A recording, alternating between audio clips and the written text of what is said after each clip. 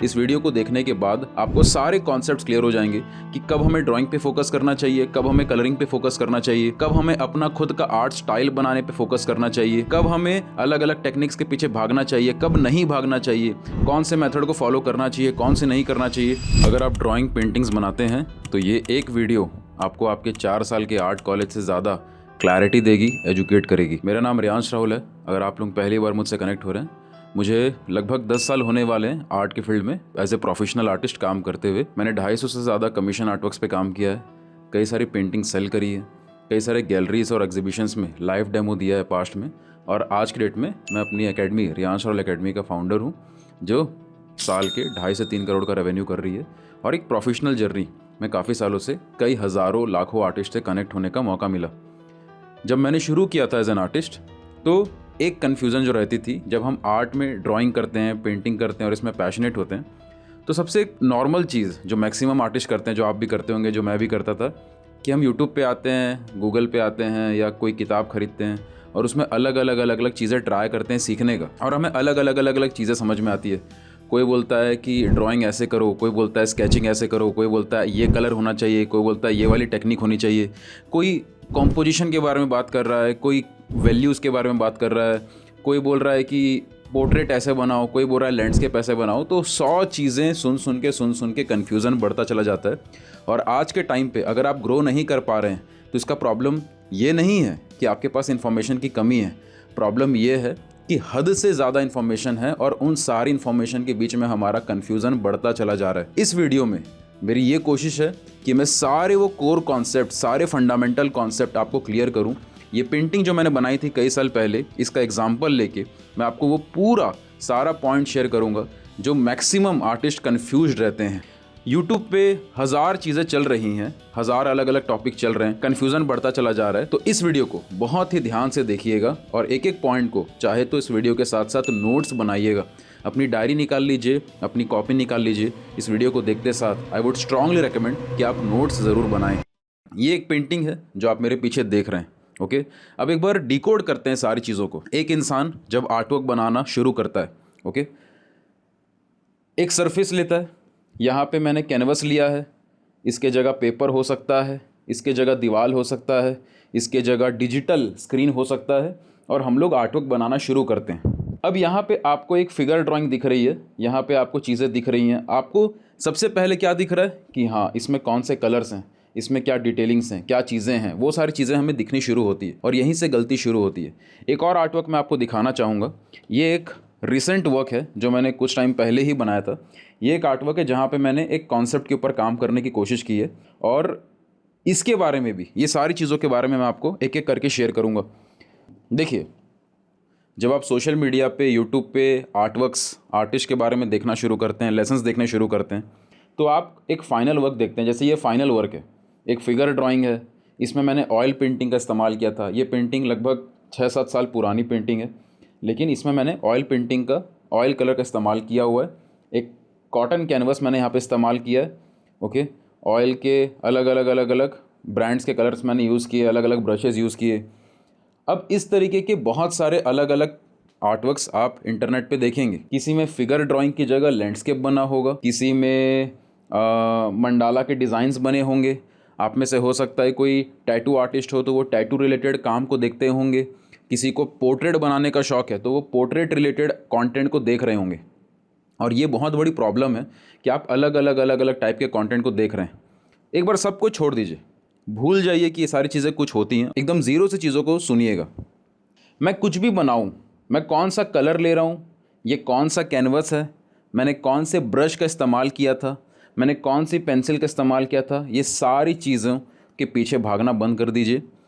छोड़ दीजिए ये सारी चीज़ें सर्च करना कि कौन सी कंपनी होती है, कौन से ब्रश होते हैं, कौन से ब्रांड के पेपर होते हैं, कौन से ब्रांड के पेंसिल्स होते हैं, कौन से ब्रांड के पेपर्स होते हैं। ये सारी चीज़ें आपको बस एक डिस्ट्रैक्शन देने वाली हैं। अगर आप जेन्युइनली सीरियस है अपने आर्ट स्किल को इम्प्रूव करने में, तो कौन से टूल्स इस्तेमाल हुए हैं इस पे फोकस करना सबसे पहले बंद कर दीजिए।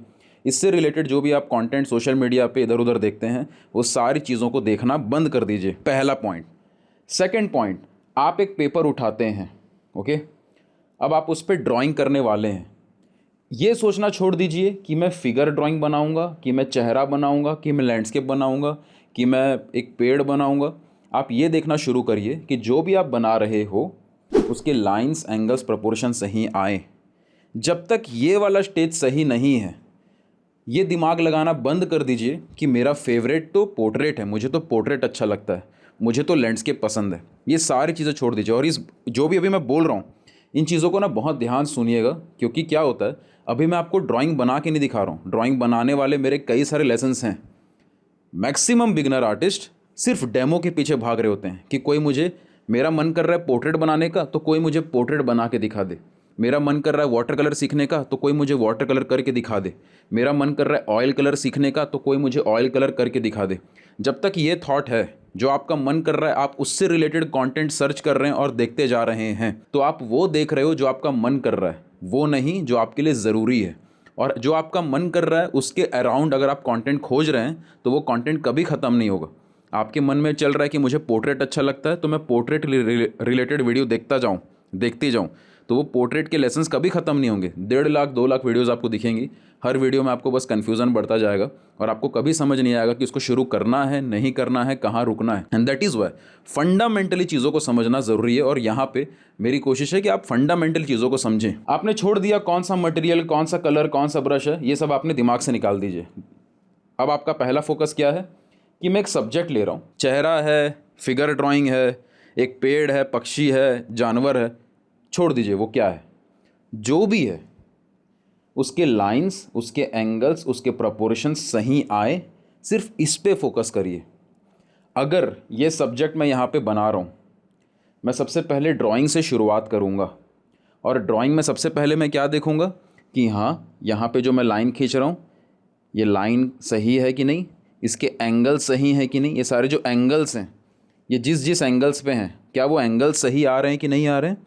जो प्रपोर्शंस हैं कि इस लाइन की तुलना में ये लाइन कितनी बड़ी है, इसके कंपैरिजन में ये लाइन कितनी बड़ी है, इसके कंपैरिजन में ये लाइन कितनी बड़ी है, इसके कंपैरिजन में ये लाइन कितनी बड़ी है, ये चीज़ों पे बस आपको फोकस करना है, बाकी सब छोड़ देना है। जब तक ये एंगल्स, ये प्रपोर्शंस, इन सब के ऊपर आपका कंट्रोल नहीं आया है तब तक दिमाग लगाना बंद कर दीजिए कि दुनिया में एब्स्ट्रैक्ट आर्ट सेल होता है क्या। अरे वो वाले आर्टिस्ट तो क्यूबिज्म आर्ट वर्क करते थे, पिकासो नाम था उनका, अरे मोने तो इम्प्रेशनिस्टिक वर्क करते थे। अरे इतने सारे आर्टिस्ट इतने सारे स्टाइल फॉलो करते हैं, हमें कुछ ना इमेजिनेशन से काम करना है, हमें कुछ ना क्रिएटिविटी लगानी। ये सब छोड़ दीजिए, ये सब आपका टाइम बर्बाद करेगा कि मुझे ना देख के बनाना आता है, मुझे ना इमेजिनेशन से बनाना है, मुझे कुछ नया डेवलप करना है, मुझे कुछ अपना आर्ट का स्टाइल डेवलप करना है। ये सब दिमाग से निकालिए। मुझे ना ये वाली कलर सीखना है, मुझे वो वाला मेथड सीखना है, ये सब टाइम की बर्बादी है। एक ही चीज़ पे फोकस करिए कि क्या जो भी एंगल्स मैं खींच रहा हूँ या खींच रही हूँ वो सही आ रहे हैं, क्या सारे प्रपोर्शन सही आ रहे हैं कि नहीं आ रहे हैं। जब ये वाला स्टेज अचीव हो जाए कि जो भी चीज़ आप देखते हो, कोई भी चीज़, एक सामने जानवर है, इंसान है, पक्षी है, पेड़ है, पौधा है, फ़र्क नहीं पड़ता, जिस चीज़ को आप देख लो उसके लाइंस, उसके एंगल्स, उसके प्रपोर्शंस सही आप जज कर पाओ, जब ये स्टेज अचीव हो जाए तब आप अगले स्टेज पे जाने के लिए तैयार हैं। अगर ये स्टेज अचीव नहीं हुआ है और colour, method, technique, paper, colour, brush, ये वो सब के पीछे आप भाग रहे हैं तो आप ऑलरेडी अपना टाइम बर्बाद कर रहे हैं। अंडरस्टैंड, ज़्यादा से ज़्यादा जानकारी लेना ग्रोथ नहीं देगा।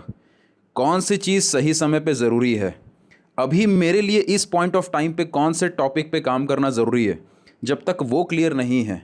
एक क्लास 2 के बच्चे को क्लास 2 की पढ़ाई अगर क्लियर नहीं है और वो क्लास 4 की पढ़ाई के ऊपर फोकस कर रहा है तो ना तो वो 2 की पढ़ाई क्लियर कर पाएगा, ना उसको 4 की पढ़ाई समझ में आएगी। तो क्लास 2 में हो तो क्लास 2 को सही करेंगे, उसके बाद क्लास 3 पे फोकस करेंगे, उसके बाद क्लास 4 ईजीली हो पाएगा। तो जब तक आपका लाइंस, एंगल्स, प्रपोर्शंस ये सही नहीं है तो ये देखना बंद कर दीजिए कि इसमें कौन से कलर हैं, कौन सा कैनवस है, कौन सा ब्रश है, कौन सी पेंसिल का इस्तेमाल हुआ है।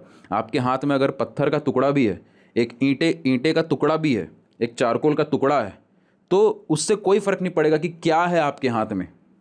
जो भी चीज़ आपके हाथ में है, क्या उससे आप सही लाइन खींच रहे हो, सही एंगल्स के मेज़रमेंट्स ले रहे हो, सही प्रपोर्शंस को चेक कर पा रहे हो। इस स्टेज के ऊपर फोकस करिए। जब ये स्टेज भी क्लियर हो जाए, जब आपको ये कंट्रोल आए कि हाँ मैं देख के जज कर लेता हूँ, मैं देख के जज कर लेती हूँ, सारे प्रपोर्शंस मेरे सही आ रहे हैं, जब ये वाला स्टेज भी सही हो जाए तब जाके आप एक कंप्लीट ड्राइंग बना पाएंगे। ओके, तब जाके ये पूरा आर्टवर्क बन पाएगा, पूरा ड्राइंग का पार्ट कंप्लीट हो पाएगा। जब पूरा ड्राइंग का पार्ट कंप्लीट हो जाता है उसके बाद अगला स्टेज आता है वैल्यू जजमेंट का। ओके, अब यहाँ पे मैंने ड्राइंग तो कर ली, ये लाइन यहाँ से यहाँ गई, ये लाइन यहाँ से यहाँ गई, ये लाइन यहाँ से यहाँ गई, लाइंस एंगल्स प्रोपोर्शंस, ड्राइंग का पार्ट तो कंप्लीट हो गया। बट अब आपका दिमाग चलेगा कि चलो मैंने ड्राइंग बना ली, अब इसमें कलर करते हैं। वेट, सुनिए, कलरिंग मेन नहीं है।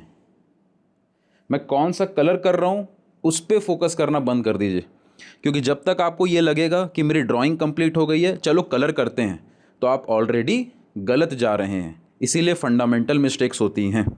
अगर आपको चलना नहीं आता और आप दौड़ते कैसे हैं इसके ऊपर सीखने की कोशिश कर रहे हैं तो कभी वो पॉसिबल नहीं होगा।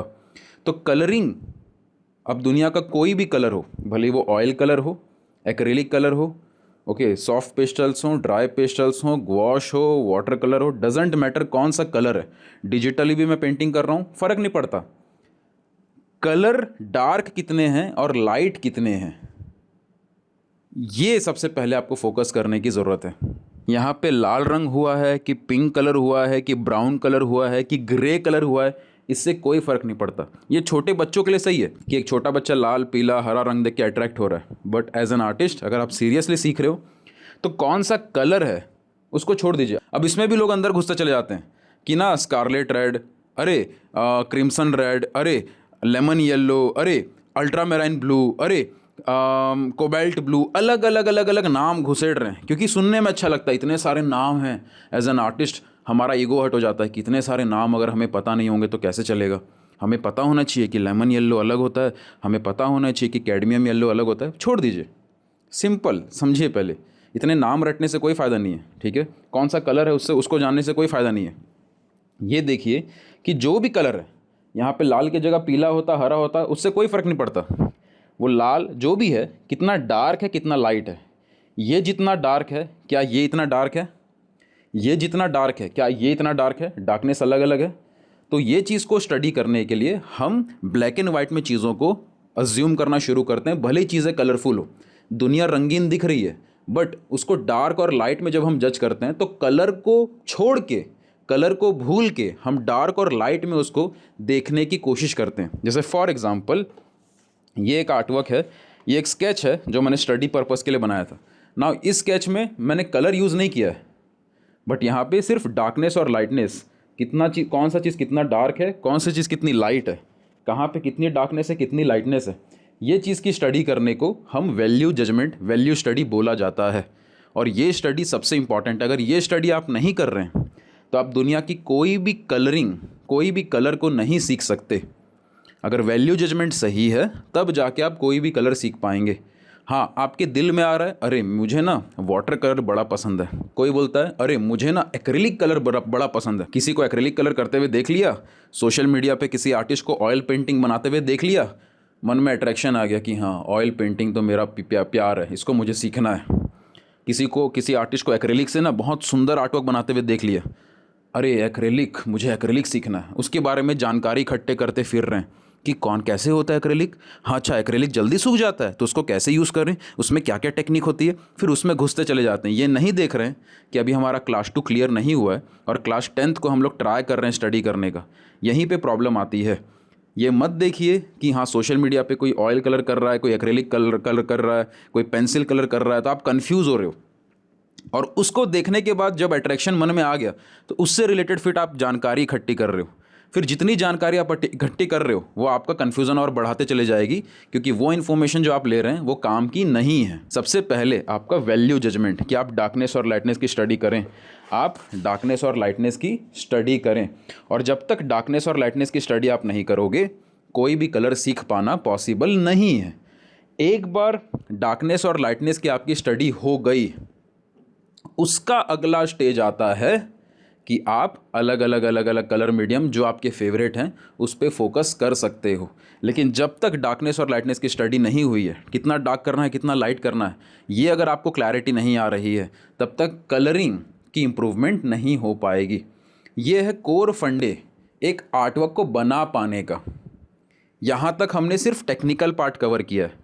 इतना अगर आप कर लेंगे तो आप टेक्निकली स्ट्रांग हो जाएंगे कि आप कोई भी आर्टवर्क जो रियल वर्ल्ड में चल रहा है उसको देख के स्टडी कर सकें, उसके लाइन्स एंगल्स प्रोपोर्शन पहले सही हो, उसके बाद कंप्लीट ड्राइंग बनने के बाद उसकी डार्कनेस और लाइटनेस को आप सही कर सकें, उसके बाद कोई भी कलर मीडियम आप यूज़ कर पाएंगे। ये बेसिक ग्राउंड है। अगर इतना नहीं है तो इसके बियॉन्ड जो एडवांस चीज़ें हैं उन सबको करने का, सीखने का, जानने का कोई फ़ायदा नहीं है। अगर इतना सही नहीं है तो बाकी सारी चीज़ें बस एक डिस्ट्रैक्शन है, बस एक टाइम की वेस्टेज है। नाउ जब इतनी चीज़ें हो जाती हैं तब जाके हमारा स्टडी एक्चुअल में होना शुरू होता है। अगर मुझे लाइंस, एंगल्स, प्रोपोर्शंस ये सारी चीज़ों की क्लैरिटी है तब जाके मैं रैंडम स्केचेस बना पाऊँगा, तब मैं क्विक स्केचेस और बेटर कर पाऊँगा। हमने कहीं से सुन लिया कि ना डेली ना 50 स्केचेस करो, डेली 100 स्केचेस बनाओ, डेली 20 स्केचेस बनाओ। ये सारी एडवाइस एकदम काम की नहीं है। आप स्केच बना रहे हो, ये सारी एडवाइस बिल्कुल काम की नहीं है। आप बस स्केच बनाते जा रहे हो, कॉपी भरते जा रहे हो, पेंसिल रगड़ते जा रहे हो, बट आपको क्लैरिटी नहीं है कि जो एंगल्स आप खींच रहे हैं, जो प्रोपोर्शंस आप बना रहे हैं वो सही है कि नहीं है। तो आपकी ये स्केचेस बनाने का कोई फ़ायदा नहीं है। बस कहीं से सुन लिया कि practice makes a man perfect और आप प्रैक्टिस करे जा रहे हैं तो उसका कोई फ़ायदा नहीं है। एक इंसान को ओलंपिक्स में दौड़ना है, उसने कहीं से सुन लिया practice makes a man perfect, अब वो सुबह शाम रात दोपहर दौड़ रहा है और दौड़ते दौड़ते बिस्तर पे जाएगा, वो ओलंपिक्स में नहीं जा पाएगा। एक स्ट्रैटेजी चाहिए, एक अंडरस्टैंडिंग चाहिए। तो ये अंडरस्टैंडिंग आपको होनी ज़रूरी है। नाउ जब ये हो जाए, अब यहाँ पे कई लोग यहाँ पे आके अटक जाते हैं। जैसे कि आपने सोशल मीडिया पे देखा होगा कि कोई एक्टर की ड्राइंग बना रहा है, कोई किसी हीरोइन का स्केच बना रहा है, चेहरा बना दिया एक पेपर पे, रियलिस्टिक सा सुंदर दिख रहा है, लोग खुश हो गए कि वाह कितना सुंदर आर्टवर्क बनाया है। लेकिन ये एक बेसिक लेवल है, इतना आपका बेयर मिनिमम है। इसके बाद आर्ट की कहानी आगे शुरू होती है। इतना तो ऑब्वियस है, ये जो चीज़ें मैंने बताई ये ऑब्वियस है, इतना क्लियर होना नॉर्मल है। उसके बाद आप कॉम्पोजिशन को स्टडी करना शुरू करते हैं। अभी तक क्या था कि फॉर एग्ज़ाम्पल मैंने एक रेफरेंस लिया, मैंने एक इमेज ली, मैंने खुद एक फ़ोटो खींची, या फिर मैंने एक किसी और आर्टिस्ट का या किसी और की फ़ोटो को यूज़ किया ताकि मैं अपनी टेक्निकल स्ट्रेंथ पे काम कर सकूं, कि मेरे लाइन्स एंगल्स वगैरह सही हों, कि मेरी डार्कनेस लाइटनेस में जज कर पाऊँ, कि कोई भी कलर मीडियम उसके बाद में सीख पाऊँ। ये सारी चीज़ों को मैं यूज़ कर रहा हूँ किसी और का रेफरेंस। अब आता है कॉम्पोजिशन, कि मैं ये भी देख पाऊँ कि ये जो सब्जेक्ट मैंने यूज़ किया है वो कहाँ पे रहेगा तो ज़्यादा अच्छा लगेगा। ये उसके आगे का स्टेज है। इस स्टेज पे हम ये देखते हैं कि हम अपने आर्टवर्क में चेंजेस कैसे ऐड करें। जैसे फॉर एग्जांपल अगर मैं इस पर्टिकुलर आर्टवर्क की बात करूं तो ये आर्टवर्क को मैंने एक रेफरेंस था एक आर्टिस्ट का, एक बहुत बड़े इंटरनेशनल आर्टिस्ट हैं, उनके वर्क को एज ए रेफरेंस यूज़ किया था। बट ये जो फेस आप देख रहे हैं, इस फेस को मैंने इमेजिनेशन से बनाया था कम्प्लीटली, क्योंकि फेस में मैं चाहता था कि मैं थोड़े चेंजेस ऐड करूँ और अपने मन से ये पूरा फेस ड्रॉ करूँ। नाउ अब आपने एक वर्ड सुन लिया, इमेजिनेशन। अब कई लोगों के दिमाग में ये चीज़ पहले से चल रही होगी कि हमें भी ना इमेजिनेशन से ड्रॉ करना है, हमें भी चीज़ों को सोच के बना पाना है। अब ये सुनने में कितना अट्रैक्टिव लगता है, लेकिन ये सारी चीज़ें आपने पहले ही दिमाग में भर ली है। मैंने क्या बोला, जब तक जो मैंने आपको पहले के स्टेजेस बताए वो अगर क्लियर नहीं है तो ये इमेजिनेशन, क्रिएटिविटी, इमोशन, मैसेज, ये सब सोचना छोड़ दीजिए। ये सब आपका टाइम बर्बाद करने वाले हैं। अपना खुद का स्टाइल बनाना, ये सब छोड़ दीजिए, ये सब आपका टाइम बर्बाद करने वाले हैं। जब इतना स्टेप सही हो जाए फिर जाके आप कॉम्पोजिशन के बारे में सोचना शुरू करते हैं प्रॉपर लेवल पे, कि हाँ टेक्निकल स्ट्रेंथ मेरे पास है कि मैं कुछ भी लाइन्स, एंगल्स वगैरह देख पा रहा हूँ, ऑब्जर्व कर पा रहा हूँ। क्योंकि जब आप लाइन्स, एंगल्स, प्रोपोर्शंस इन सब पे कंट्रोल पाते हो तब जाके आपकी ऑब्जर्वेशन एक्चुअल में इंप्रूव होती है। ऑब्जर्वेशन का मतलब सिर्फ देखना नहीं होता, आप मेरे चेहरे को देख रहे हो और ऑब्जर्व कर रहे हो। क्या होता है इसका मतलब, व्हाट इज़ ऑब्जर्वेशन?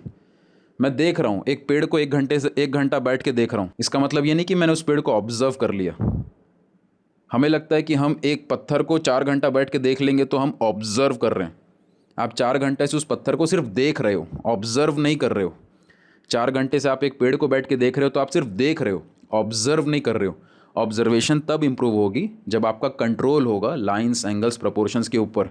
क्योंकि जब आपके लाइंस, आपके एंगल्स, आपके प्रोपोर्शन सही होते हैं, उसके ऊपर आपका कंट्रोल होता है, उसके बाद आप एक पेड़ को देखते हैं या एक पत्थर को देखते हैं या किसी भी चीज़ को देखते हैं, तब एक्चुअल में वो लाइंस, वो एंगल्स, प्रोपोर्शंस को आप खोज पाते हो उस सब्जेक्ट के अंदर। अगर आपके लाइंस, एंगल्स, प्रोपोर्शंस के ऊपर कंट्रोल है और आप मेरे चेहरे को देख रहे हैं, तब आप एक्चुअल में ऑब्जर्व कर पाओगे कि ये लाइन कैसी है और इस लाइन की तुलना में ये लाइन कैसी है, इसकी तुलना में ये लाइन कैसी है, इसके कंपैरिजन में ये वाला एंगल कैसा है। ये चीज़ें आप ऑब्जर्व एक्चुअल में कर पाओगे।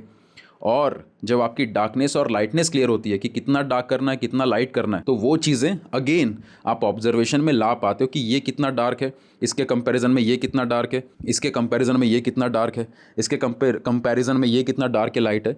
ये है एक्चुअल ऑब्जर्वेशन। रियल वर्ल्ड को हम तभी ऑब्जर्व कर पाएंगे जब ये हमारे कोर फंडामेंटल स्ट्रांग हो। नाउ जब आपके कोर फंडामेंटल स्ट्रांग हैं, आप लाइंस, एंगल्स, प्रोपोर्शन सही जज कर पा रहे हैं, भले वो फोटो से हो या रियल लाइफ से हो, आप जज कर पा रहे हैं, आप डार्कनेस और लाइटनेस को स्टडी कर पा रहे हैं। जब इतना आप कर लेते हो तब जाके आपकी ऑब्जर्वेशन बढ़ती है। और उस ऑब्जर्वेशन के बेसिस पे जब आप कॉम्पोजिशन के रूल्स भी साथ में सीखते हैं कि हाँ ये सब्जेक्ट है, ये सब्जेक्ट को मैं यहाँ बनाऊँ तो ज़्यादा अच्छा लगेगा, या इस आर्टवर्क को मैं थोड़ा सा और क्रॉप करता तो वो ज़्यादा अच्छा लगता, इसको मैं यहाँ तक बनाता तो ज़्यादा अच्छा लगता क्या। ये सारे क्वेश्चन जब आने शुरू होते हैं, उस समय दिमाग में ये नहीं चलना चाहिए कि यार प्रोपोर्शन मिस्टेक हो गया, यार ये डार्कनेस लाइटनेस समझ में नहीं आ रही है। वो नहीं होना चाहिए, वो क्लियर हो चुका होना चाहिए। जब ये क्लियर हो गया, उसके बाद जब आप कॉम्पोजिशन स्टडी करना शुरू कर रहे हैं, वहाँ पे फिर आप एक्सपेरिमेंट करते हैं कि हाँ जो सब्जेक्ट को आज तक मैं सिर्फ देख के बना रहा था या बना रही थी, अब उसमें मैं चेंजेस भी ऐड करूँ। ये सीन है, इसमें ये पेड़ है ना अच्छा नहीं दिख रहा है, इसको बाहर निकालते हैं। अरे ये घर थोड़ा बड़ा बनेगा और ये पेड़ थोड़ा छोटा बनेगा तो ज़्यादा अच्छा दिखेगा। अरे ये फिगर ड्राइंग में ये चेहरा थोड़ा सा ऊपर ले जाएं, फिगर को थोड़ा ऊपर ले जाएं और नीचे में एक और बेंच बना दें, वो ज़्यादा अच्छा लगेगा। ये जो डिसीजंस हैं कि चेंजेस कर सकते हैं अपने आर्टवर्क में, ये जो क्रिएटिविटी है, ये तभी आती है जब आपका टेक्निकल पार्ट, जो कोर फंडामेंटल्स हैं, वो क्लियर हो। उसके बाद कॉम्पोजिशन के फंडामेंटल्स पे आप काम करते हैं। इतना हो गया। जब इतना हो जाए, अच्छा कॉम्पोजिशन स्टडी करने के भी अलग अलग तरीके हैं। हम जितने भी मूवीज़ हैं, मूवीज़ में जो एक एक फ्रेम आता है, ओके, उसकी कॉम्पोजिशन को हम वहाँ से ऑब्जर्व कर सकते हैं। जो ओल्ड मास्टर, जो हम सुनते हैं ना कि ओल्ड मास्टर स्टडी करो, ओल्ड मास्टर की स्टडीज़ करो, ओल्ड मास्टर्स ने अपने आर्टवर्क्स में ऑलरेडी कॉम्पोजिशन को बहुत अच्छे से स्टडी किया हुआ है। तो जब हम अपने आर्टवर्क्स में, जब हम उनके आर्टवर्क्स को कॉपी करने की कोशिश करते हैं, तो हम उनके कॉम्पोजिशन को बाय डिफ़ॉल्ट अपने आर्टवर्क में यूज़ कर रहे होते हैं। तो वहाँ से हमें एक सीख मिलती है कि इस आर्टिस्ट ने ये चीज़ को ऐसे क्यों बनाया, इस आर्टिस्ट ने ये वाले सब्जेक्ट को ऐसे क्यों रखा, वो वाली नॉलेज हमारी खुलती है। तो बेसिकली हमारी कॉम्पोजिशन के ऊपर नॉलेज डेवलप होनी शुरू होती है। इतना हो गया। अब आप ध्यान से सुनिए, जब मैं ये सारी बातें कर रहा हूँ तो यहाँ पे कभी भी ये सारी चीज़ें नहीं आई हैं अभी तक कि इमेजिनेशन से बनाना चाहिए, क्रिएटिविटी होनी चाहिए, आपके आर्टवर्क में स्टोरी होनी चाहिए, एक मैसेज होना चाहिए, ठीक है, एब्स्ट्रैक्ट आर्ट देख के ऐसा करो, आर्ट में चेंजेस करो, कुछ नहीं। ये सब हटाओ, ये सब पंचायती है, हटाओ ये सबको, सिंपल करिए। इतना हो गया। कॉम्पोजिशन आपकी सही हो गई, चीज़ें आपकी स्ट्रक्चर हो रही हैं, चीज़ें आप कहाँ रखना है ये सब आप जजमेंट कर पा रहे हो। जब ये हो पाता है तब जाके जो पहले आप स्केचेस कर रहे थे, लाइन्स, एंगल्स, प्रोपोर्शन, ये सारी चीज़ें सही होने के बाद जो आपके स्केचेस आप रैंडमली कर रहे थे, अब आप उन स्केचेस में भी कॉम्पोजिशन की अलग अलग चीज़ें ट्राई करते हो। मैंने एक रफली एक छोटा सा स्केच बनाया, उसमें मैं देख रहा हूँ कि अरे ये फिगर ड्राइंग को यहाँ की जगह यहाँ रखें तो कैसा लगेगा, मैं आइडिया ले रहा हूँ। फिर उसके बेस पे मैं फाइनल आर्टवर्क बना पाऊँगा। नाउ यहाँ तक जब चीज़ें क्लियर हो जाती हैं, ओके, हम अलग अलग आर्टवर्क स्टडी कर रहे हैं। जैसे फॉर एग्जांपल ये एक आर्टवर्क है जो मैंने रियल लाइफ से स्टडी किया। तो हम अलग अलग सीन्स को, अलग अलग चीज़ें जो रियल वर्ल्ड में चल रही हैं, पहले उसको बार बार स्टडी करते हैं ताकि हमारा कंट्रोल आ सके कि हाँ हम ड्रॉ कर पा रहे हैं, हम डार्कनेस लाइटनेस को जज कर पा रहे हैं, और फिर जो भी कलर मीडियम पे हम काम करना चाहते हैं उसके ऊपर हम कंट्रोल ला पा रहे हैं। जब ये चीज़ें हो जाती हैं उसके बाद फिर कॉम्पोजिशन आता है कि हाँ ये पेड़ को यहाँ रखें तो ज़्यादा अच्छा लगेगा, या आसमान को थोड़ा सा कम दिखाएं, ज़मीन को ज़्यादा दिखाएं। ये सारे डिसीजंस आने शुरू होते हैं जहाँ पे हमारी क्रिएटिविटी सही मायने में थोड़ी सी इन्वॉल्व होनी शुरू होती है कि हम आर्टवर्क में अपने मन के हिसाब से चेंजेस ऐड कर रहे हैं। जब इतना हो जाए तब जाके हमारा आर्टवर्क में थोड़ा डेप्थ आना शुरू होता है। अभी आप देखेंगे कि बहुत सारे लोग सोशल मीडिया पे एक्टर की फ़ोटो बनाते हैं या किसी हीरोइन का चेहरा बनाते हैं, तो वो चेहरा बना हुआ है, पीछे वाइट पेपर छूटा हुआ है। आपके आर्टवर्क में आपका बैकग्राउंड का भी एक रोल होता है। अगर यहाँ पे मैंने ये फिगर ड्राइंग बनाई है तो यहाँ पे बैकग्राउंड को मैंने ब्लैंक नहीं छोड़ दिया। यहाँ पे हो सकता है दीवार हो सकता है कोई पीछे कोई दूसरा सीन हो, जो भी हो, वो बैकग्राउंड भी सपोर्टिंग एलिमेंट होता है आपके मेन सब्जेक्ट का। ओके, और ये चीज़ बहुत मैटर करती है, ये सारे थॉट प्रोसेस बहुत मैटर करते हैं, और बेसिकली ये सारी चीज़ें कॉम्पोजिशन का ही हिस्से में आती हैं। मैं किसी का चेहरा बना के एक पेपर पे छोड़ दूं लेकिन बैकग्राउंड को यूज़ ना करूं, या बैकग्राउंड के ऊपर मेरा कोई थॉट ना हो कि मैं बैकग्राउंड को इस तरीके से ले सकता हूं, या बैकग्राउंड को अगर मैं छोड़ रहा हूं तो मेरा कोई रीज़न है जिसके वजह से मैं छोड़ रहा हूं, ये सारे अगर थॉट्स मेरे क्लियर नहीं हैं तो बेसिकली जो कॉम्पोजिशन की अंडरस्टैंडिंग है उसके ऊपर मैंने बिल्कुल काम नहीं किया है। और इन सारी चीज़ों के बीच में ये सारी बातें जो चल रही है, ये फंडामेंटल मेन पॉइंट्स हैं। इन सारी बातों के बीच में हम छोटी छोटी चीज़ों को और ऑब्जर्व करते हैं जो रियल वर्ल्ड में हम देखते आए हैं। जैसे उदाहरण के तौर पे अगर मैं ये फिगर ड्राइंग बना रहा हूँ और अगर ये फिगर सामने है और बेंच, ये जो बेंच है वो पीछे है, क्योंकि ऑब्वियस ही बात, अगर मैं सामने बैठा हूँ तो बेंच पीछे होगा, तो ये चीज़ें जो हैं, बेंच पीछे होगा तो ये जो एजेस होंगे वो थोड़े से ब्लर होंगे एज़ कम्पेयर्ड टू जो सामने की चीज़ें हैं वो। इसकी जो एज है ये थोड़ी ज़्यादा शार्प होगी, ये शार्प होगी, प्लस जो चीज़ें पीछे जा रही हैं वहाँ पे एजेस थोड़े से ब्लर होंगे। नाउ ये जो छोटी छोटी कॉन्सेप्ट्स हैं, ये चीज़ें हम नेचर में देख के ऑब्जर्व करके सीखते हैं। ये छोटे छोटे जो बारीकियाँ हैं जो एक रियल नेचर में जो हमें देखने को मिलता है कि अगर कोई चीज़ पास है तो उसकी एजेस शार्प दिख रही हैं, वो चीज़ें दूर जा रही हैं तो उसकी एजेस थोड़ी सी धुंधली दिख रही है।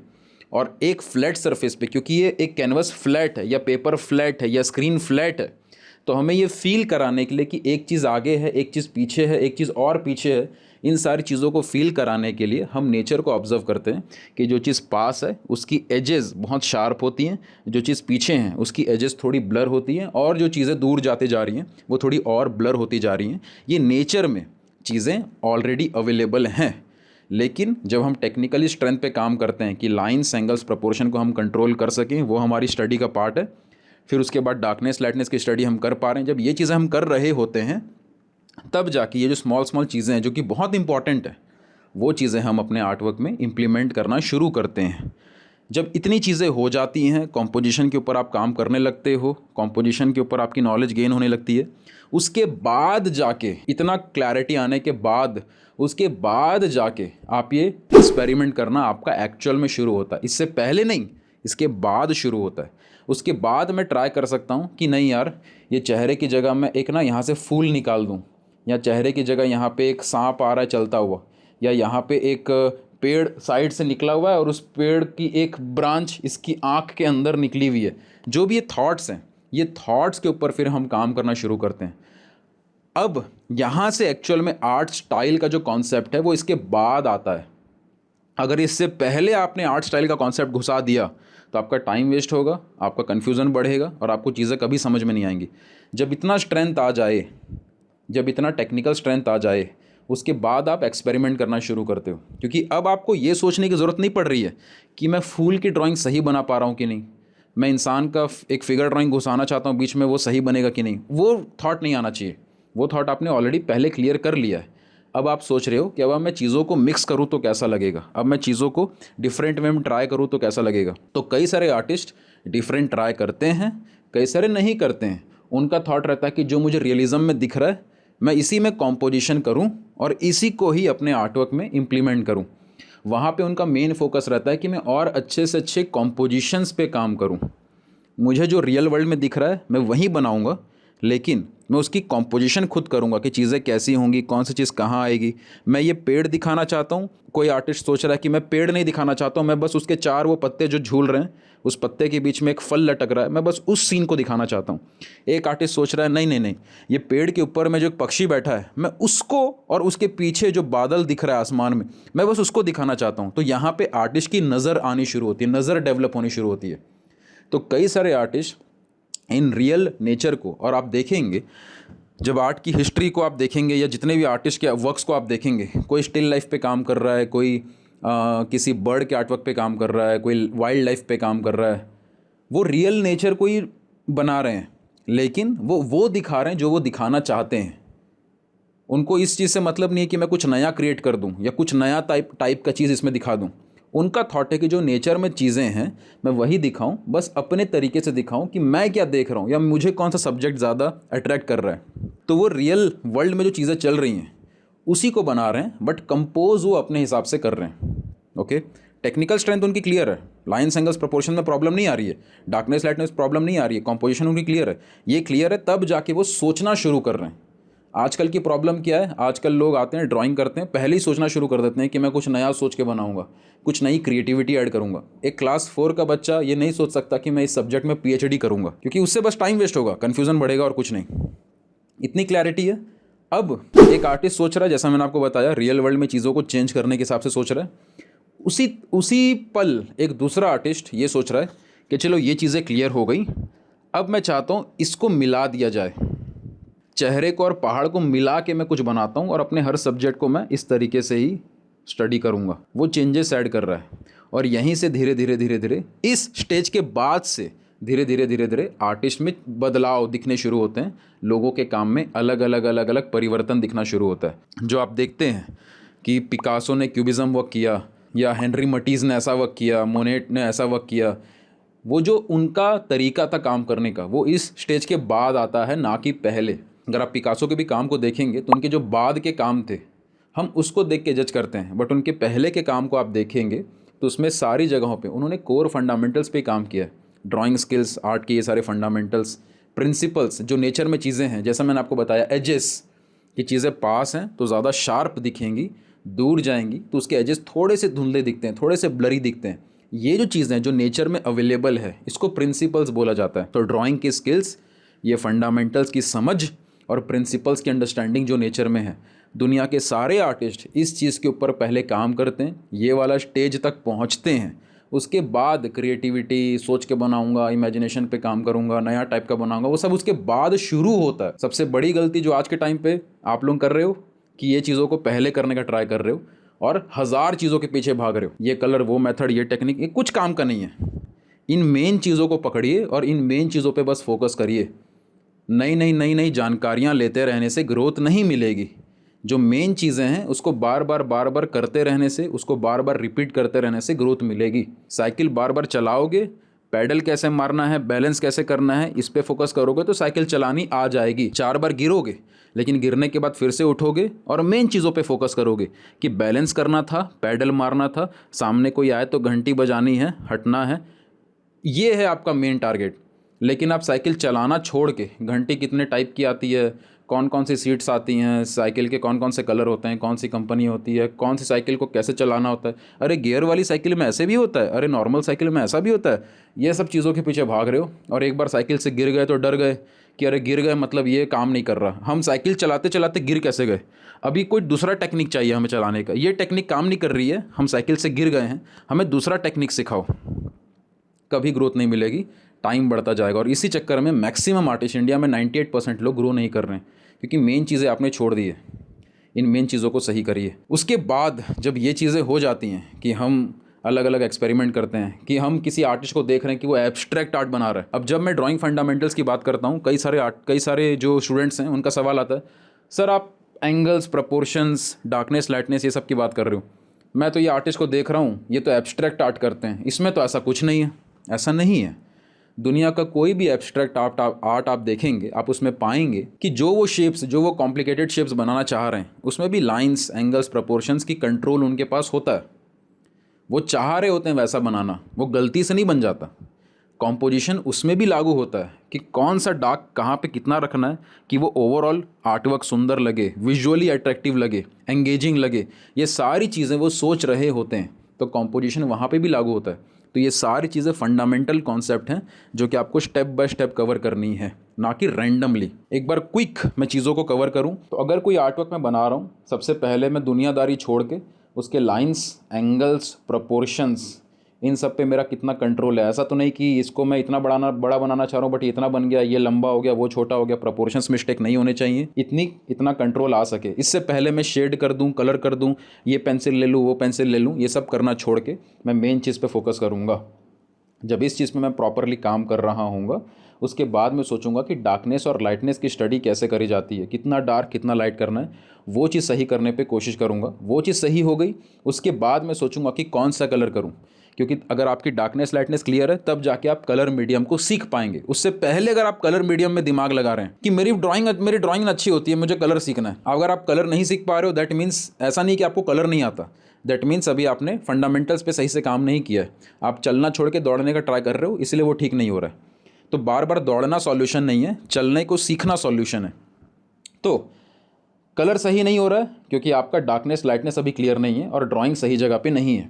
ड्राइंग सही करा आपने, पहले लाइन्स एंगल्स प्रोपोर्शंस पे काम किया, उसके बाद आपने डार्कनेस लाइटनेस की स्टडी करी। जब ये हो गया तब आपने बोला कि चलो मैं वाटर कलर करना चाहता हूँ, चलो मैं ऑयल कलर करना चाहता हूँ। अब जो कलर मीडियम आप चूज़ करेंगे उस कलर मीडियम के बारे में आप बेसिक अंडरस्टैंडिंग समझेंगे कि ये कलर मीडियम को यूज़ कैसे करना है। कि अगर हम ऑयल कलर कर रहे हैं तो फिर हम देखते हैं कि हाँ, ऑयल के अंदर मिक्सिंग करने के लिए लिंसेड इस्तेमाल होता है, हाँ ये वाले ब्रशेस इस्तेमाल होते हैं। ये चीज़ें इस स्टेज पे क्लियर होने के बाद आ रही हैं, पहले से नहीं। ओके, कि बेसिक अंडरस्टैंडिंग हमें मिल जाए। लेकिन एक लेवल तक इन्फॉर्मेशन काम आती है, उसके बियॉन्ड अगर आप इन्फॉर्मेशन के जाल में फंस गए हैं तो फिर आप इन्फॉर्मेशन लेते रह जाएंगे, जीवन निकल जाएगा, काम इंप्रूव नहीं हो पाएगा। जैसे कि अगर मैं ड्रॉ कर रहा हूँ, मैं लाइंस, उसके एंगल्स, उसके प्रपोर्शंस पे काम कर रहा हूँ, तो मेरा दिमाग इतना लगना चाहिए कि मुझे एक बेसिक पेपर मिल जाए, मुझे एक बेसिक पेंसिल मिल जाए और एक बेसिक इरेज़र मिल जाए। इतना पहले हो कि मैं काम शुरू करूँ। अगर मैं वहाँ पे फंस गया, कितने टाइप के पेपर आते हैं, अच्छा ये भी पेपर होता है, अरे जीएसएम में ऐसा ऐसा भी होता है, अरे ये वाला कलर भी आता है, ये वाला इरेज़र भी आता है, ये वाले शार्पनर भी आते हैं, तो मैं वहाँ पे घुसता चला जाऊँगा और वो कभी ख़त्म नहीं होगा। दुनिया के बड़े से बड़े आर्टिस्ट को इस बात की नॉलेज नहीं है कि दुनिया में कितने टाइप के मटेरियल्स आते हैं, उसको इस बात की नॉलेज है कि फंडामेंटल्स पे फोकस कैसे करना है, उसके कोर कॉन्सेप्ट्स की क्लैरिटी उसको होती है। दुनिया के बड़े से बड़े बाइक के राइडर को ये नहीं पता है कि कितने टाइप की बाइक बनी है दुनिया में, कौन कौन सी कंपनी की होती है, कितने कलर की होती है। उसको ये पता है कि एक बाइक को कितना बेस्ट तरीके से चलाया जा सकता है, डिफरेंट से डिफरेंट सिचुएशन में कितना हैंडलिंग करा जा सकता है। नो डाउट बाद में डिटेलिंग्स आती है, बाद में, लेकिन शुरू में नहीं। शुरू में जो चीज़ मैं आपको शेयर कर रहा हूँ, जब ये हो जाए तो हाँ, कल की डेट में आप कोई कमीशन आर्टवर्क करना चाहते हो, कोई प्रोजेक्ट आप बना रहे हो, तब आप सोच सकते हो कि ये पेपर ना ज़्यादा दिन तक चलेगा नहीं, मैं ये बेटर पेपर लेता हूँ, क्योंकि क्लाइंट को ये पेपर मैं अगर आर्टवर्क बना के दूंगा तो ये आर्टवर्क कई साल तक चलेंगे, क्वालिटी वाइज ये ज़्यादा बेटर है। वो सब बात की बात है, जब आप प्रोफेशनली काम करना शुरू कर चुके होंगे तब ये जानकारियाँ काम आती हैं। शुरू से अगर आप इन चीज़ों के पीछे भाग रहे हैं और आप मेन चीज़ों को छोड़ चुके हैं तो सिर्फ टाइम वेस्ट हो रहा है। ठीक है, ये चीज़ हो गई। डार्कनेस लाइटनेस की स्टडी करी, उसके बाद जब मैं कलर भी कर रहा हूँ तो मुझे बेसिक नॉलेज काफ़ी है कि हाँ कौन से कलर लिए हैं, हाँ कैमल के ऑयल पेंट्स लिए हैं, ठीक है। अब 1500 टाइप के कलर होते हैं, कौन से कलर मीडियम को लेना चाहिए, किसमें क्या होता है, उतना डिटेल्स नहीं चाहिए अभी। ये कलर होते हैं, हाँ ये बेसिक ब्रशेज़ होते हैं, ये बेसिक कैनवस होता है, इतनी नॉलेज मिल गई। अब आगे काम पे लगते हैं, उस काम को पहले समझते हैं कि ऑयल पेंटिंग अगर कर रहे हैं तो हाँ ऑयल पेंटिंग इस लेवल पे हमने अचीव कर लिया। अब जानकारी सोच सकते हैं कि इस कैनवस की जगह इस कैनवस को हम लिया जा सकता था, इस ब्रश की जगह ये ब्रश भी हम और बेटर वे में यूज़ कर सकते हैं। वो बेटर है कि नहीं है वो आप तभी समझेंगे जब आपको पहले की चीज़ क्लियर हो। मुझे अगर बाइक की पूरी नॉलेज है, बाइक चलाते कैसे हैं, चलाते समय कैसा फील हो रहा है, उसकी पूरा कंट्रोल है, तब जाके उससे बेटर बाइक मैं लूँगा, तब डिफरेंस बता पाऊँगा। लेकिन अगर मैं पहली बार बाइक चलाना सीख रहा हूँ तो वो बाइक 1 लाख वाली बाइक है कि 2 लाख वाली बाइक है कि 5 लाख वाली बाइक है, तीनों में फ़र्क क्या है, वो फ़र्क मुझे कभी समझ में नहीं आएगा। तो पहले आपके पास जो कोर मटेरियल्स हैं, बेसिक मटेरियल्स हैं, उसका इस्तेमाल करके फोकस कहाँ करना है, इन कोर स्किल्स के ऊपर। ये स्किल्स अगर क्लियर हैं, उसके ऊपर आपका पूरा कंट्रोल है, तब जाके आने वाले टाइम पे आप एडवांस या थोड़े से कॉम्प्लिकेटेड आर्ट के मटेरियल्स भी लेंगे तो आपको उसको सीखना नहीं पड़ेगा, आपको बेसिक समझ में आ जाएगा कि अच्छा ये वाली पेंसिल थोड़ी कम डार्क थी, ये वाली थोड़ी ज़्यादा डार्क है, बस इतना ही फ़र्क है। अच्छा ये वाले कलर थोड़े से ज़्यादा टेक्सचर थे, इसमें थोड़ा टेक्सचर कम है, बस इतना ही फ़र्क है। वो फ़र्क समझ आएगा जब आप इस तरीके से आगे बढ़ेंगे। तो हर बार यूट्यूब पे जाके, किसी के कमेंट में जाके, किसी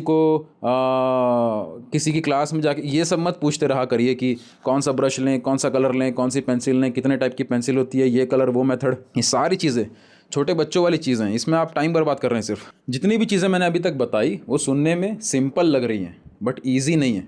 जब मैंने आपको बोला कि एंगल्स प्रोपोर्शन सही करो, तो आपको लगेगा हाँ हाँ ये तो हम करते हैं, चलो अगले स्टेज पे काम करें। ये दिमाग में किसी के आए तो अपने आप को रोकिएगा कि इतना इजी नहीं है। अगर मैं आपको एक कुर्सी टेढ़ी करके रख दूँ, मैं बोलूँ इसको ड्रॉ करो, ये हाथ जैसा जो भी दिख रहा है, इसको दुनिया वाले क्या बोलते हैं? हाथ बोलते हैं। मुझे नहीं पता क्या बोलते हैं इसको, हाथ बोलते हैं कि पैर बोलते हैं कि आँखें बोलते हैं। ये जो आपको दिख रहा है ना, जो भी सब्जेक्ट, इसको बना के दिखाइए। आप बनाने बैठे, मैंने इसको ऐसे कर दिया, अब बनाइए, अब बनाइए, अब बनाइए। मैं कुछ भी करूं, कैसा भी चेंज करूं, मैं कुछ भी फेस चेंज करूं, लाइंस, एंगल्स, प्रपोर्शंस, आपका पूरा कंट्रोल होना चाहिए कि चीज़ें बदल रही हैं, ये ऐसा हो रहा है, इसके लाइंस कहाँ तक आ रहे हैं, इसके प्रपोर्शंस कैसे हैं। जब पूरा कंट्रोल आए, उसमें टाइम लगता है और उसमें आपको फोकस, डिसिप्लिन, प्रैक्टिस चाहिए। जंप नहीं करना है कि हाँ इतना तो हमने कर लिया, चलो चलो आगे बढ़ते हैं। इसको पहले प्रॉपर समझिए, स्टडी करिए। जब तक ये ठीक नहीं हो रहा है तो अलग अलग टेक्निक, मेथड, उन सब के ऊपर बात करना बंद कर दीजिए। उसके ऊपर अलग अलग लेसन्स देखना बंद कर दीजिए, टाइम बर्बाद करना बंद कर दीजिए। जब ये सही हो रहा है, फिर डार्कनेस, लाइटनेस, इतना ईजी नहीं है ये बोलना कि ये तो ज़्यादा डार्क है, ये उससे कम डार्क है, इतना तो हमें आता है, ऐसा नहीं होता है। वैल्यू जजमेंट जब हम करते हैं, जॉन सिंगर सार्जेंट एक बहुत ग्रेटेस्ट आर्टिस्ट में उनका नाम लिखा जाता है। वो वैल्यूज़ के मास्टर थे। उन्होंने पूरा अपना कोर आर्ट एजुकेशन उन्होंने मास्टरी किया था बस इस चीज़ में कि वो डार्क और लाइट को स्टडी कर पाएँ।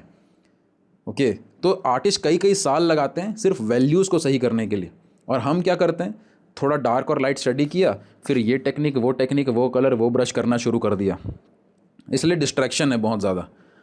वैल्यू स्टडी करने के लिए कई साल निकल जाते हैं, कई सारी पेंटिंग्स बनानी पड़ती है, और हर पेंटिंग के बाद खुद से ये पूछना पड़ता है कि क्या इसकी वैल्यू थोड़ी और लाइट हो सकती थी, क्या ये डार्कनेस थोड़ी ज़्यादा क्या हमने कर दी। और ये बेसिक बात को सोचे बिना यूट्यूब पे करोड़ों वीडियोज़ है जहाँ पे लोग आर्टवर्क बनाए जा रहे हैं, हीरो हीरोइन की फ़ोटो बनाए जा रहे हैं, कहीं डार्क ज़्यादा हो रहा है, कहीं लाइट ज़्यादा हो रहा है, सब सोच ही नहीं रहे हैं। आर्टवर्क बना के ख़त्म कर रहे हैं, बस आर्टवर्क बना के ख़त्म कर रहे हैं। आर्टवर्क के बाद आपको दिखना चाहिए कि ये थोड़ा सा इसमें वैल्यू मिस्टेक हो रही है, ये डार्क और थोड़ा डार्क हो सकता था शायद, ये लाइट थोड़ा और लाइट हो सकता था। ये क्रिटिकल थिंकिंग है, और ये सारे थॉट प्रोसेस में टाइम लगता है, और इसी पे आपको फोकस करना है। हज़ार इन्फॉर्मेशन के पीछे नहीं भागना है। कॉम्पोजिशन, हाँ हाँ समझ में आ गया, ये सब्जेक्ट को इधर कर देंगे तो ज़्यादा अच्छा लगेगा, इतना ईजी नहीं है कॉम्पोजिशन। उसमें बहुत सारी चीज़ें लगती हैं, उसमें लोग अलग अलग एक्सपेरिमेंट करते हैं, बहुत सारे आर्टिस्ट अलग अलग तरीके से एक्सपेरिमेंट्स कर रहे होते हैं। अगर ये पूरा मेरा कैनवस है और कॉम्पोजिशन का रूल ये कहता है कि अगर मैं सब्जेक्ट को बीच में रखूँगा तो वो कॉम्पोजिशन अच्छी नहीं दिखेगी, लेकिन कई सारे आर्टिस्ट ने इस रूल को तोड़ के सब्जेक्ट को बीच में रखा है।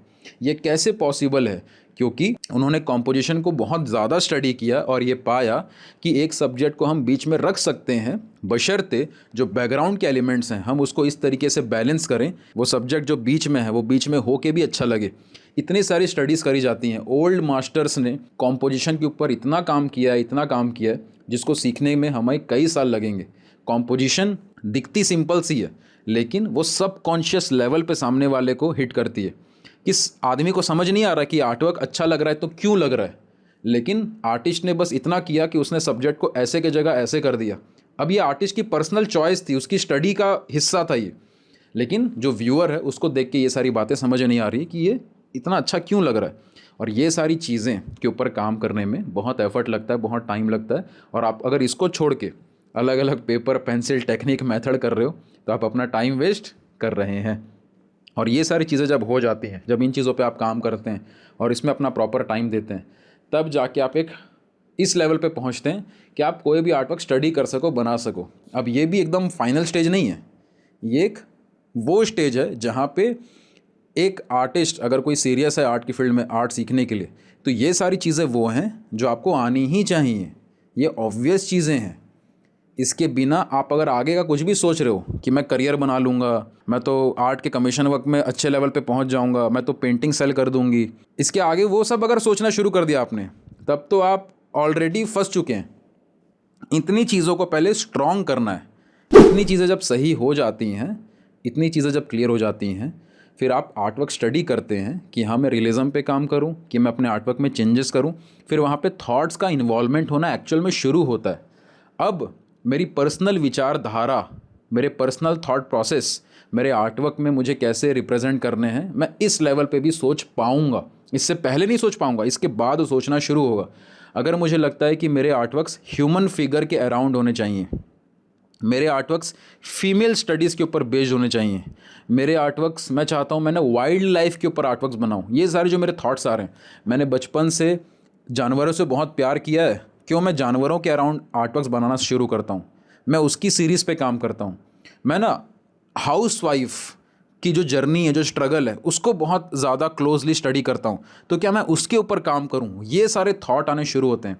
फिर आप अपनी पर्सनल लाइफ में जो आपकी जर्नी रही है, जो आपकी ज़िंदगी रही है, उस ज़िंदगी में आपकी प्रायोरिटीज़ क्या रही हैं, आपके थॉट्स क्या रहे हैं, आपका इंक्लिनेशन, आपका झुकाव किस सब्जेक्ट की तरफ ज़्यादा रहा है, उन सारी चीज़ों, आपकी पूरी लाइफ की जो जर्नी के बेसिस पे फिर आप सब्जेक्ट्स चूज़ करते हैं। इसीलिए आप ये पाएंगे कि अगर 10 आर्टिस्ट एक सब्जेक्ट पे काम कर रहे हैं, लेकिन उसके पीछे का उनका थॉट प्रोसेस, उनके देखने का नज़रिया सब कुछ बदला हुआ होता है, क्योंकि उन 10 आर्टिस्ट की ज़िंदगी एक दूसरे से अलग होती है। अभी हम क्या करते हैं, हमें लगता है अरे यार पिकासो ने तो अपना थॉट प्रोसेस, उनका ऐसा थॉट प्रोसेस था, मेरा वो थॉट प्रोसेस कैसे होगा। नहीं हो सकता, क्योंकि पिकासो की ज़िंदगी अलग थी। मेरा थॉट प्रोसेस वैन गॉग जैसा कैसा हो सकता है, मैं वैन गॉग जैसा विचार रखना चाहता हूँ, नहीं हो सकता। वैन गॉग की लाइफ अलग थी, मेरा थॉट प्रोसेस ना डाविंची के जैसा, मैं डाविंची जैसा आर्टिस्ट बनना चाहता हूँ, नहीं हो सकता। डाविंची की लाइफ अलग थी, वो अपनी लाइफ के बेसिस पे फाइनली जो आर्टवर्क्स बनाते हैं वो बनाते हैं। उनके फाइनल आर्टवर्क्स में उनकी लाइफ के रिफ्लेक्शंस होते हैं, और वो चीज़ आप कॉपी नहीं कर सकते क्योंकि उनकी लाइफ अलग थी। अब आप इस स्टेज को भी डायरेक्टली कॉपी नहीं कर सकते, क्योंकि अभी आपने अपने फंडामेंटल्स पे काम नहीं किया है, और डायरेक्टली आप इन सारे पॉइंट्स की तरफ अट्रैक्ट हो रहे हैं कि मैं अपना कुछ नया बना दूं, कुछ नया क्रिएट कर दूं, क्योंकि वो सिर्फ ऊपर ऊपर से अलग बनाओगे आप, उसके पीछे का स्ट्रेंथ, उसके पीछे की थॉट प्रोसेस के ऊपर आपकी मजबूती नहीं रहेगी।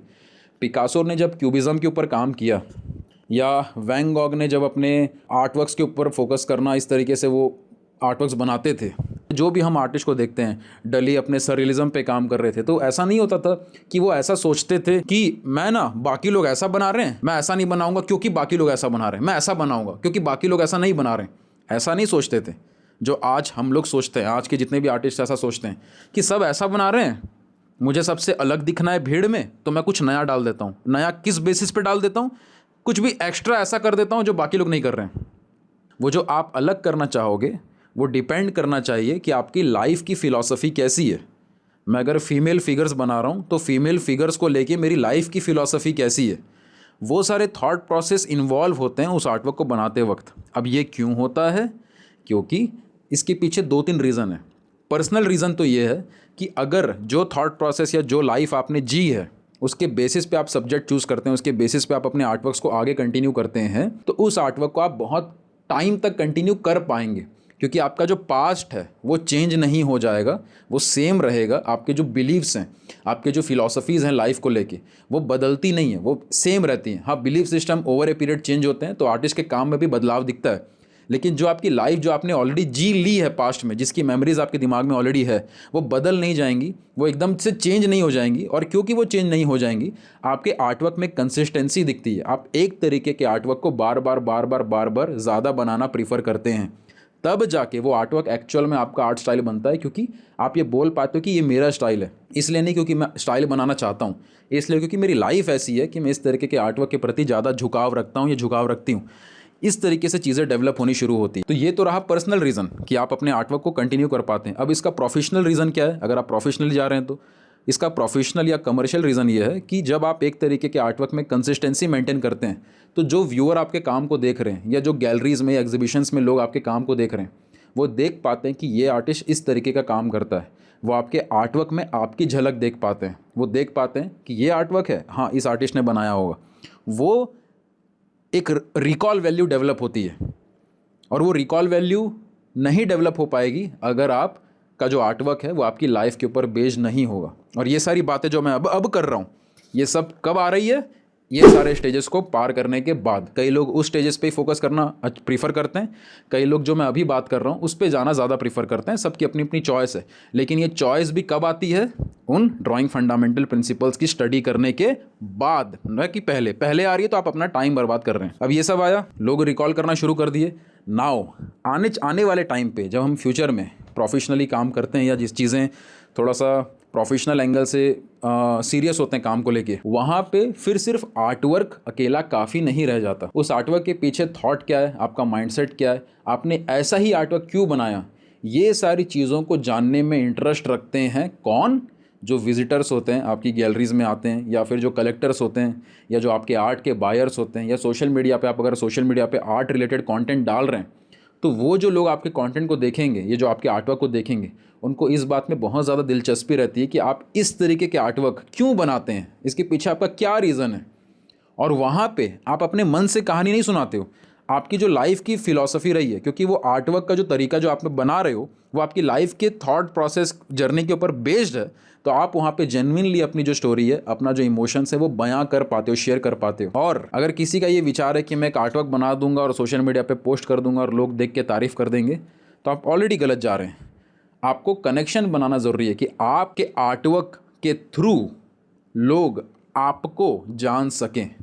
मैं रिपीट कर रहा हूँ, आपके आर्टवर्क के थ्रू लोग आपको जान सकें। लेकिन लोग अगर आपको जान नहीं पा रहे हैं तो आपके आर्टवर्क की कोई वैल्यू नहीं है। आपका आर्टवर्क बस भीड़ में एक इमेज की तरह रह जाएगा। स्पेशली आज के टाइम पे जब आर्टिफिशियल इंटेलिजेंस का टाइम हम देख रहे हैं कि इमेज जनरेशन बहुत आसान हो गया है, इस इमेज जनरेशन की दुनिया में आपका आर्टवर्क इतना इम्पॉर्टेंट इसलिए है क्योंकि वो एक इंसान के द्वारा बनाया गया है। अब अगर वो इंसान ही इन्वॉल्व नहीं हो रहा है इस पूरे प्रोसेस में, तो आपके आर्टवर्क में और उस एआई की इमेज में कोई फ़र्क नहीं रह जाएगा, भले ही आपने उसको कितनी भी मेहनत से बनाया क्यों ना हो। तो इसलिए it is very much important कि as an artist, as a human being आपका इन्वॉल्वमेंट हो। और आपका इन्वॉल्वमेंट आपके आर्टवर्क में तभी हो पाएगा जब आपका आर्टवर्क आपकी कोर लाइफ जर्नी, आपकी फ़िलॉसफी, इन सब पे बेस्ड होगा, ना कि रैंडम बस एक सुंदर वर्क होगा। और ये सारी चीज़ें जब आप शेयर कर रहे होते हैं, तब जाके लोग आपकी बातों में, आपके थॉट में, आपकी फ़िलॉसफीज़ में, आपके आर्टवर्क को देख रहे होते हैं और एक कनेक्शन बन पाता है। और ये कनेक्शन लॉन्ग टर्म में career wise, professional growth wise बहुत ज़्यादा ज़रूरी होने वाला है। इस वीडियो में हम करियर, प्रोफेशनल, इन सब टॉपिक पे बात नहीं करेंगे, उसके ऊपर मैंने कई वीडियोस बनाए हैं, उसको ज़रूर देखिएगा। इन्फॉर्मेशन के पीछे मत भागिए, ये सारे पॉइंट्स को समझिएगा। आप अगर यूट्यूब पे हज़ारों वीडियोज़ देख रहे हैं, कई सारी किताबें पढ़ रहे हैं, आपके दिमाग में किसी ने ये बात डाल दी कि मैं ना देख के बना लेता हूँ, कुछ सोच के बनाना है, कुछ नया क्रिएटिविटी दिखानी है, कुछ नया दिखाना है, कुछ नया तरीके का स्टाइल डेवलप करना। अगर आप ये सब चीज़ें ऊपर से सुन के अट्रैक्ट हो रहे हैं, तो आप ऑलरेडी अपना टाइम वेस्ट कर रहे हैं। कोर चीज़ों पे फोकस करिए। जब तक ये चीज़ें सही नहीं होंगी, ये इमेजिनेशन, स्टोरी, मैसेज, ये सब कुछ काम का नहीं है। ये सारी चीज़ें इसके बाद आती हैं। और ये एक पॉइंट, बहुत ही कमाल का पॉइंट, एक बहुत महान कलाकार हुए जॉन एफ कार्लसन, उन्होंने अपनी किताब में भी लिखा, Carlson guide to landscape painting. उनकी किताब का नाम था Carlson guide to landscape painting. उसमें उन्होंने ये बात बहुत खूबसूरती से लिखी कि टेक्निकल स्ट्रेंथ आपका ऑब्वियस माना जाता है। एक बड़े से स्टेज में एक आदमी आके गाना गाने वाला है, वहाँ पे हज़ारों की तादाद में ऑडियंस बैठी है उसका गाना सुनने के लिए, तो ये ऑब्वियस माना जाता है कि इसकी सिंगिंग बहुत अच्छी होगी, इसकी आवाज़ बहुत अच्छी होगी, इसको अपने सुर ताल की पकड़ होगी, ये ऑब्वियस माना जाता है। उसके बाद वो उसके आगे क्या जादू चलाएगा, वो उसके बाद की कहानी है। लोग उस पर फोकस कर रहे हैं। टेक्निकल स्ट्रेंथ ऑब्वियस माना जाता है। तो अगर आप आर्ट के फील्ड में आ रहे हैं और आप ये सोच रहे हैं कि मैं अपने आर्टवर्क में कुछ नया दिखा दूँ, कुछ इमेजिनेशन से दिखा दूँ, कुछ क्रिएटिविटी कर दूँ, अगर आप ये सब चीज़ों को सोच रहे हैं, तो जिस चीज़ की मैंने इस वीडियो में बात करी है कि आपका कंट्रोल इतना होना चाहिए कि जो भी चीज़ आप देखो, उसके लाइंस, उसके एंगल्स, उसके प्रोपोर्शंस आप पूरा कंट्रोल हो, कॉम्पोजिशन की समझ आपको प्रॉपरली हो, डार्कनेस लाइटनेस की स्टडी आप कर रहे हो, बिना डिस्ट्रैक्शन के कि मैं ये पेपर, ये पेंसिल, इन चीज़ों पे फोकस करूँ, ये सारी बातें आपको ऑब्वियस होनी चाहिए, पता होना।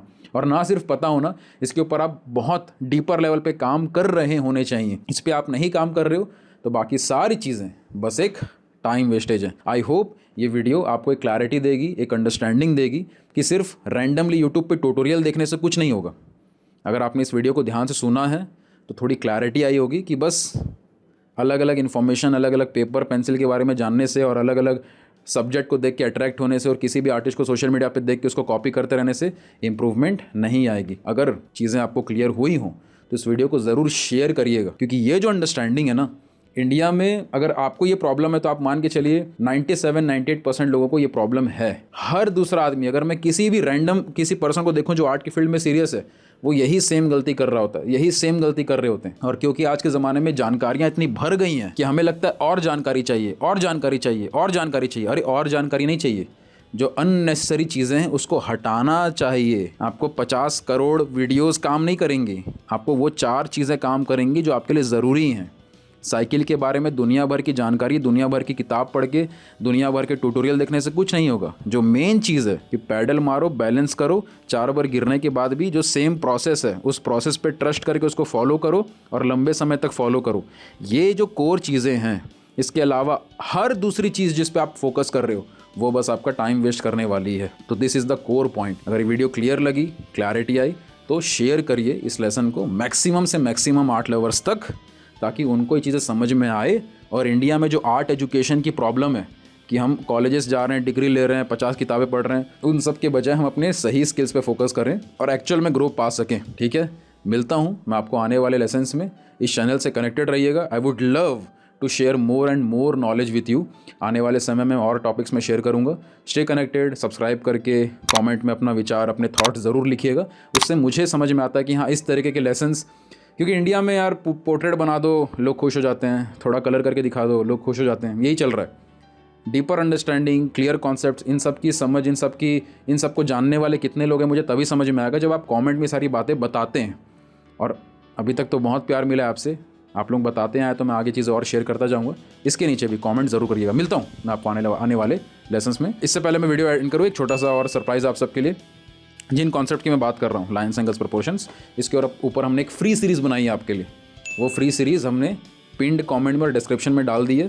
पैलेट वर्स नाम का एक हमारा प्लेटफॉर्म हमने बनाया है सिर्फ आर्टिस्ट लोगों के लिए। उसके अंदर हमने मल्टीपल टॉपिक्स को डीपर लेवल पे टच किया है। एक पोर्ट्रेट की पूरी सीरीज़ है जिसमें आप फंडामेंटल पॉइंट्स को समझेंगे, आर्ट की सेलिंग को लेके, कमीशन वर्क को लेके, ये सारे पॉइंट्स को हमने शेयर किया। वो कम्प्लीटली फ्री, ताकि आपको प्रॉपर हेल्प हो पाए, आप डिस्ट्रैक्शन की जगह सही चीज़ों पे फोकस कर पाएँ। पैलेट वर्स के प्लेटफॉर्म को ज़रूर चेक करिएगा। इस वीडियो के नीचे कमेंट करके अपने थॉट्स भी ज़रूर लिखिएगा। Love art, live art.